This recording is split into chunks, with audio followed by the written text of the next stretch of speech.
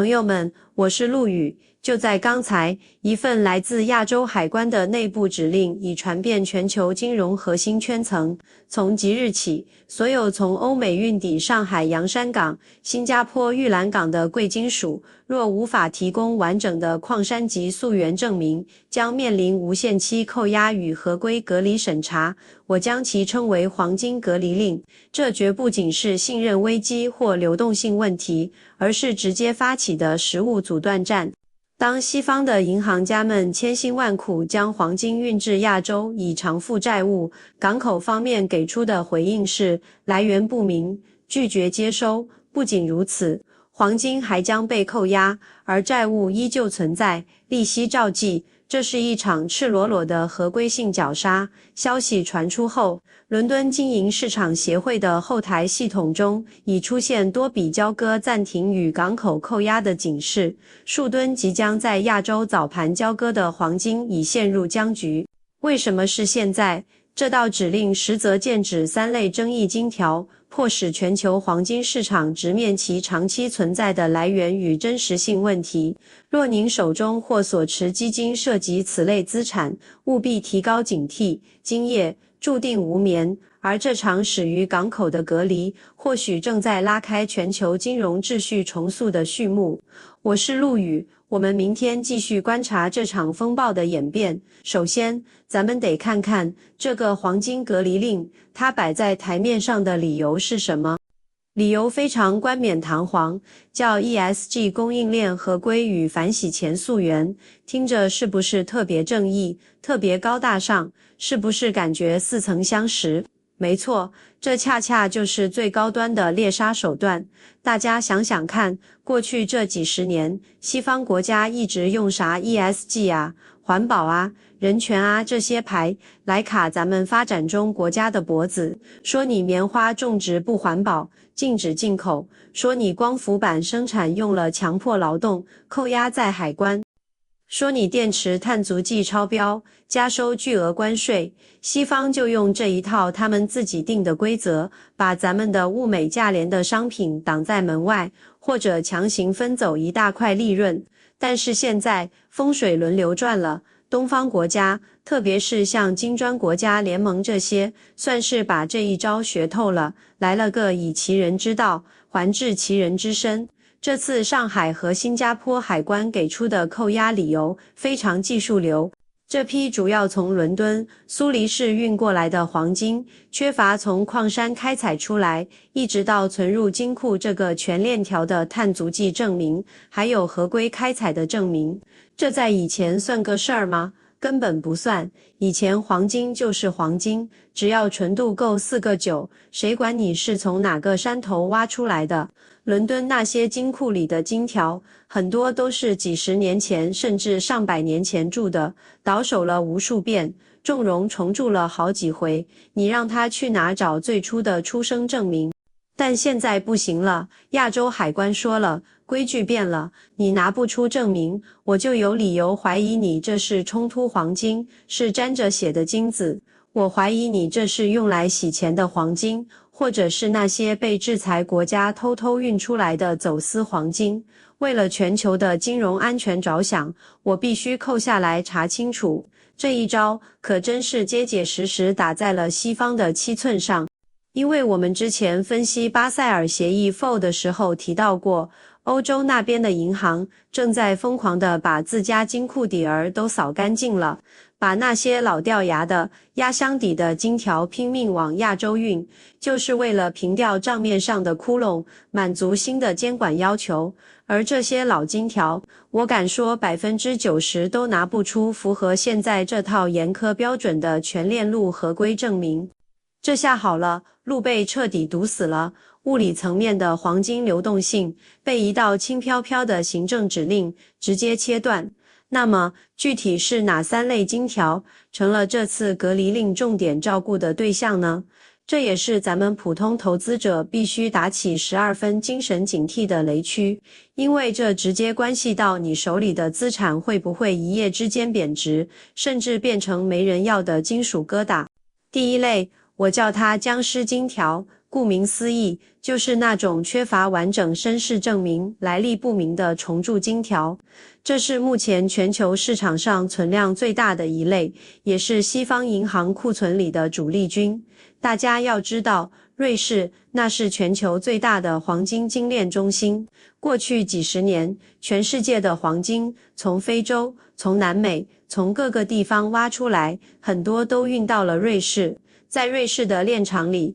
这些金子被融化成一锅金水，提纯，然后重新浇铸成一块块标准规格的金条，打上瑞士著名炼厂的漂亮钢印，最后进入 LBMA 的体系，身价倍增。但这个过程里，黄金最原始的籍贯就被洗掉了，一块可能是俄罗斯产的，一块可能是南非产的，在熔炉里一混合，出来就都叫瑞士金了。以前这叫金融标准化，是便利性的体现，但现在亚洲海关说了，你这叫销毁证据，是洗白。根据我拿到的最新消息，这次在港口被扣下的黄金里，大部分就是这种瑞士重铸金。咱们这边海关的要求非常明确，请提供这些金条在熔炼之前的原始矿产地证明。你要是提供不出来，那不好意思，我就默认你这批金条里头混进了被制裁实体的资产，来路不正。所以朋友们，如果你手里头持有的是那种几十年前的老金条，或者是一些不知名小炼厂出来的证书不全的金条，你真得小心了。在未来的流通市场上，这类僵尸金条很可能会被归为二等黄金，甚至是可疑资产。等到你想拿去银行或者机构回购的时候，要么面临巨大的折价，要么人家干脆直接拒收。第二类是冲突区黄金，这主要涉及非洲、南美洲一些政局特别动荡、经常打仗的地区的矿产。以前西方那些银行和大机构对这种黄金是来者不拒的，只要你价格够便宜，成本够低就行，他们才不关心你这块金子是不是当地军阀为了买武器、招兵买马而强迫老百姓挖出来的。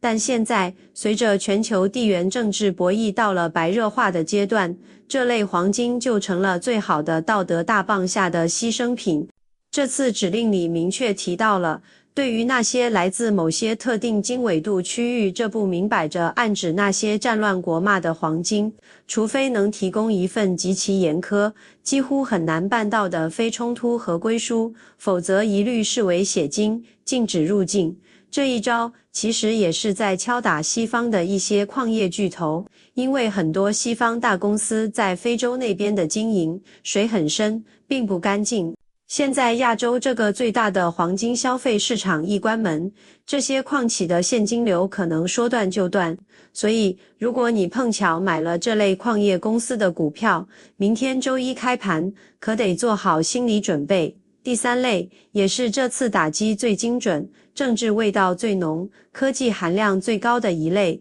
灰色路径金条。这类金条通常跟俄罗斯有关。自从2022年西方对俄罗斯实施一系列严厉制裁以来，俄罗斯的黄金从明面上看好像退出主流市场了，但实际上它们消失了吗？并没有，它们通过迪拜、土耳其、印度这些地方进行了一次重新包装。比如俄罗斯的金子先运到迪拜，在当地的炼厂里融化重铸，打上迪拜炼厂的戳记和编号，摇身一变就成了来源合规的黄金，然后正大光明地流向伦敦。这事儿在业内基本是个公开的秘密。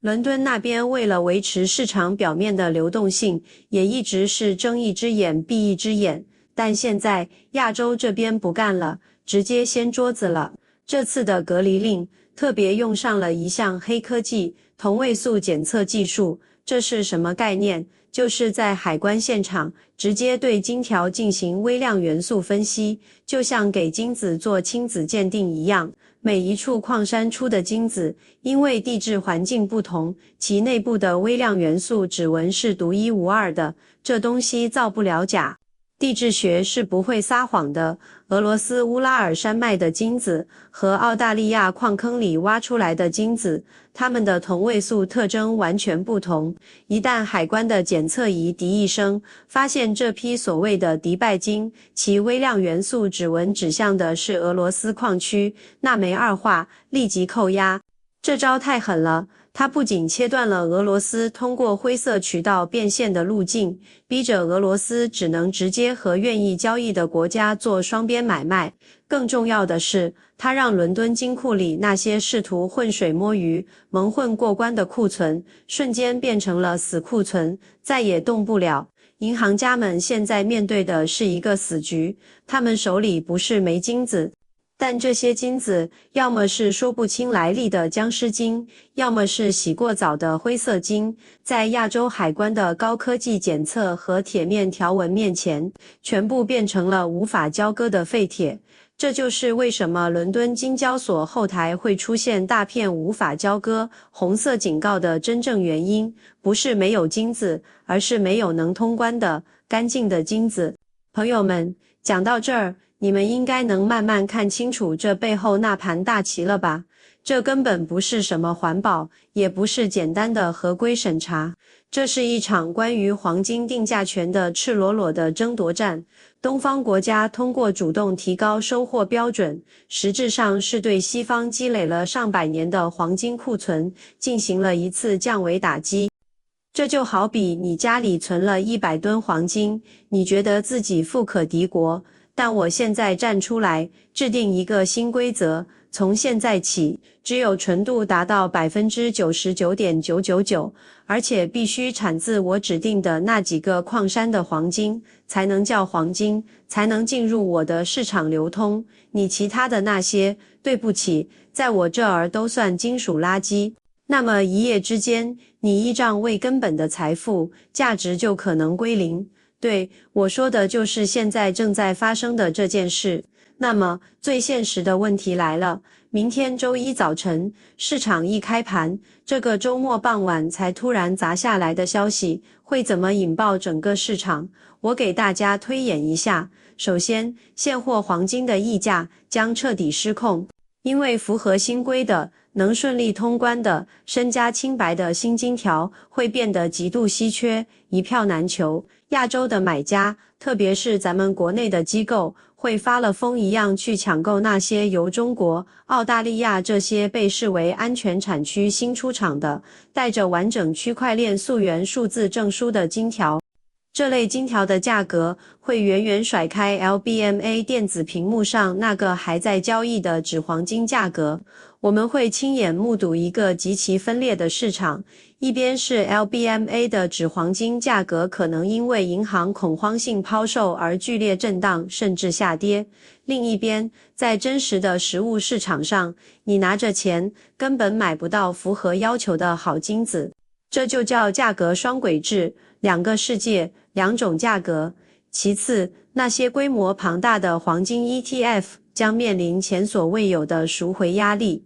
像市面上那些最有名的黄金 ETF， 它们的底层资产，也就是金库里实实在在躺着的金条，有很大一部分就是咱们刚才说的老金条、重铸金条。如果这些金条被普遍定义为有争议资产，那么这些 ETF 净值的可信度、资产质量就会受到巨大质疑。聪明的资金会的一时间从这些 ETF 里跑出来，转而去找那些拥有独立金库，并且金条来源单一透明的封闭式基金，或者干脆直接去抢实物金条。最后，也是对我们普通人来说最重要的一点，我们自己手里的黄金还安全吗？我知道，听到这，你可能有点慌，想赶紧回家看看自己保险箱里的金条是不是僵尸金。其实呢，对于绝大多数普通散户来说，如果你是在正规渠道，